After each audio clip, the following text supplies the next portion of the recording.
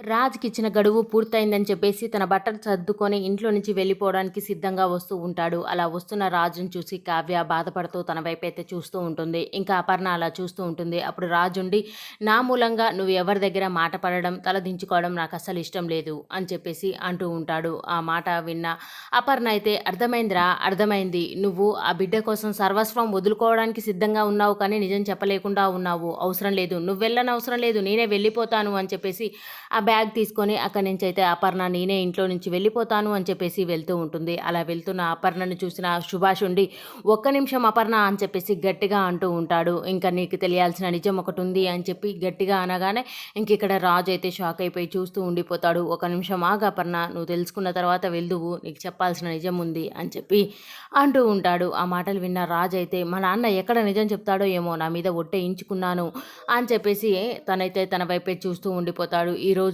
ఆ నిజం, ఆ రహస్యం బద్దలైపోవాలి అని చెప్పేసి అంటూ ఉంటాడు. సుభాష్ ఆ మాటలు అనగానే వెంటనే కావ్య అయితే షాక్ అయిపోయి అలా చూస్తూ ఉండిపోతుంది. ఎందుకంటే ఆ నిజం తెలిస్తే అత్తయ్య పరిస్థితి ఏమవుతుందో ఏమో అని చెప్పేసి తను బాధపడుతూ ఉంటుంది. మరి అందరిలో తన పరువు పోతుందని తెలిసినా కూడా సుభాష్ తన కొడుకు కోసం ఇంట్లో అందరి ముందు తన కొడుకు అలా బయటికి వెళ్లకుండా ఉండడం కోసం మరి నిజం చెప్పేస్తాడా అపర్ణకి? మరి నిజం చెప్పిన తర్వాత అపర్ణ పరిస్థితి ఏంటి? ఎందుకంటే తనకి ఇంకొక ఆవిడతో సంబంధం ఉంది. ఇంకా సుభాష్ సంబంధం పెట్టుకోవడం వల్లనే ఆ బాబు పుట్టాడన్న సంగతి అపర్ణకు తెలిస్తే అపర్ణ పరిస్థితి ఏం కానుంది అనేది నెక్స్ట్ సీన్‌లో చూద్దాం. ఈ వీడియో గనుక మీకు నచ్చినట్లయితే please do subscribe. Thank you for watching friends.